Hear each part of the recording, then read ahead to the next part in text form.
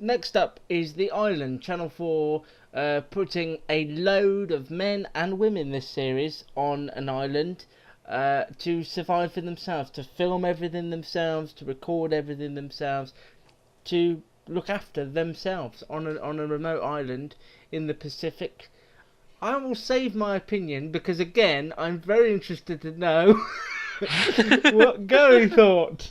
Well, I didn't watch the first series. I didn't either. Either I wasn't aware of it, or just it missed me, or whatever. Or the time of year it was on. I enjoyed it, but I didn't see anything amazingly new, and I'm not sure that beyond the women's one tonight, which I'll watch for the comparison, I'm not sure how much I'll continue to watch.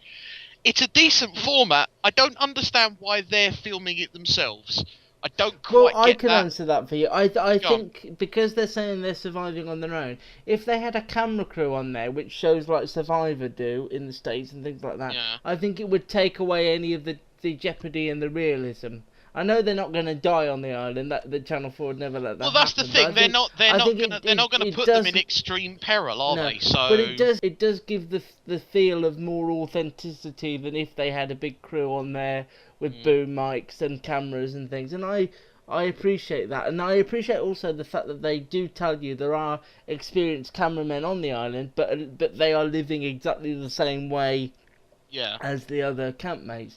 However many there are, it's difficult to pick out everybody because it's like the first weeks of The Apprentice. You know, you get to know them. You know the loud characters, but you don't know the quiet ones until they start to come out.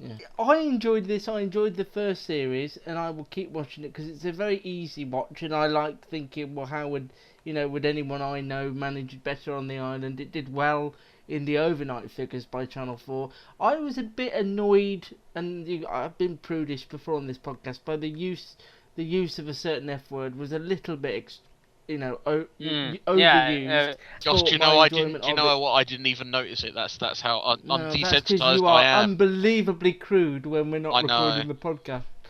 And even on it, but you're a pretty good editor. I'm pretty good at that, yeah. I always make it sound like you're saying fish fingers, which is... Indeed. That's sportive a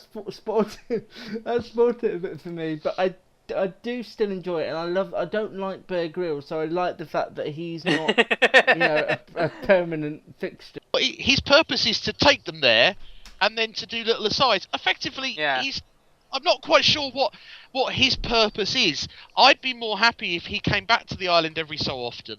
And I don't know whether he's going to do that, but in that episode I was a little bit confused. Like, well, why is it called Bear Grylls The Island? It could just be called The Island. It's The Island with Bear Grylls. That's why. It's him saying what they're doing here is completely wrong, and they'll all be dead by Friday. You said about the characters. All the characters who they sort of focused on were the ones involved in big arguments, and all said they wanted to leave at the end.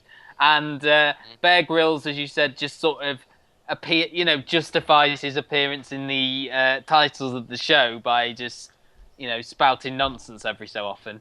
I am interested, though, to see the women's island, because it's something, it's different from what they did last year. So it would be more interesting to see how sort of women cope together. Putting the 14 women together at the best of times is the recipe. Oh, I knew you were going to go there. Here come the misogynist comments. The views of Matt Donnelly on the Custard TV podcast are Matt's views alone and do not reflect the views of the website, thecustardtv.com. So you're right, it will be interesting to see how women who, not being sexist, are not as physically strong as men. Nor are we, though, let's be honest. Well, we're not men, so don't worry about that. We'd struggle. I thought Gary was going to be on this series island. Do you think, Gary, that if you had to, you could survive on the island? No. Okay, end of story. I don't know that I could survive without sleep, without heat. I don't think I could. I'm sure that I could probably go a few days without eating. In fact, it might do me some good. But I'm not sure I could. I'd like to give it a go, but it's not high on my bucket list. This was just arguments and people. It's just everything we've seen before. I don't think I saw anything that I haven't seen on programs like this before, and I don't think there was a strong reason to bring it back other than it rated very highly.